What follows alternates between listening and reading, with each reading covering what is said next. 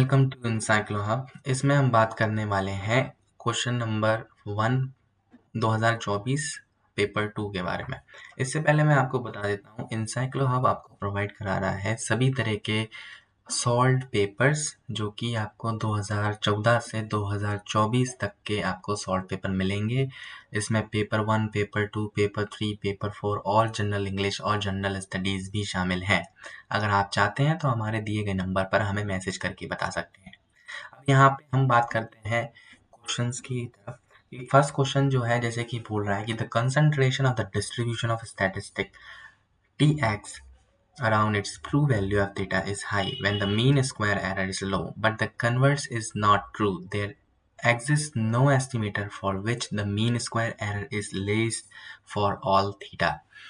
तो यहाँ पे दो स्टेटमेंट दिए गए हैं।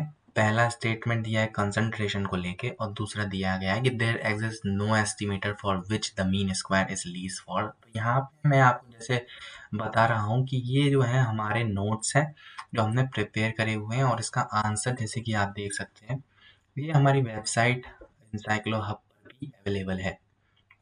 इसके अलावा यहाँ पे हम बात करते हैं कि एनालिसिस ऑफ स्टेटमेंट क्या कह रहा है। The concentration of distribution Tx around its true value of theta is high when the mean square is low. देखिए सबसे पहले हम बात करते हैं कि मीन स्क्वायर एरर क्या होता है। मीन स्क्वायर एरर, इसके पीछे कॉन्सेप्ट समझिए। मीन स्क्वायर एरर जितना कम होगा इसका मतलब कि मीन स्क्वायर एरर का मतलब है कि वेरिएंस जितना कम होगा उतना ही ये एग्जैक्ट वैल्यू के करीब होगी। मान लीजिए हमारा जो एफ थीटा जो है ट्रू वैल्यू है तो ट्रू वैल्यू के काफ़ी करीब मानी जाएगी। इसका मतलब ये रहता है कि सपोज मैं आपको एक एग्जांपल के थ्रू समझाता हूँ कि मान लीजिए कोई 5 बच्चे हैं। 5 बच्चों को एक को मिला 69, एक को मिला 70, एक को मिला 71, एक को 72 और एक को मिला 68। तो जैसे कि आप सभी देख पा रहे हैं कि सभी के सभी लगभग 70 नंबर के आसपास हैं, यानी कि ये जो है ट्रू वैल्यू के आसपास है।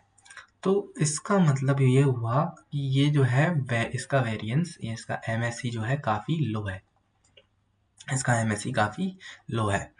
लेकिन अगर एमएससी, अगर आप इन्होंने एक और चीज़ बोली है कि the concentration of the distribution around is true value is high, लेकिन कंसंट्रेशन हाई है। देखिए कंसंट्रेशन हाई होने की वजह से यहाँ पे ये स्टेटमेंट गलत हो जाएगा। कंसंट्रेशन हाई होने से केवल वो बिल्कुल ट्रू नहीं होता है। कंसंट्रेशन का मतलब होता है कि बिल्कुल ही पास में वैल्यूज, उसके लिए अनबायस्ड भी होना चाहिए। अगर कोई वैल्यू अगर हमें ट्रू वैल्यू के पास चाहिए तो उसके लिए दो कंडीशन है। पहला कंडीशन है कि वो वेरिएंस कम होना चाहिए उसका, दूसरा कम है कि उसका जो बायस है वो भी कम होना चाहिए। इन दोनों कंडीशन को अगर मैच करता है वो, तो इसका मतलब ये है कि ये ट्रू वैल्यू से आएगा। लेकिन यहाँ पे हाई कंसंट्रेशन होने की वजह से ये जो है स्टेटमेंट गलत हो जाता है। दूसरा स्टेटमेंट क्या कह रहा है कि there exist no estimator for which the mean square is least.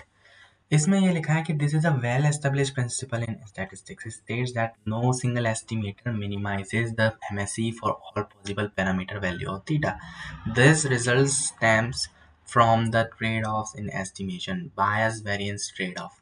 तो ये जो है ट्रू है और ये प्रिंसिपल भी है स्टैटिस्टिक्स में कि कोई भी सिंगल एस्टिमेटर नहीं होता जो हमारे एमएसई को पूरी के पूरी तरीके से लो कर दे, मिनिमाइज कर दे और एक पॉसिबल वैल्यू तक लेके आए।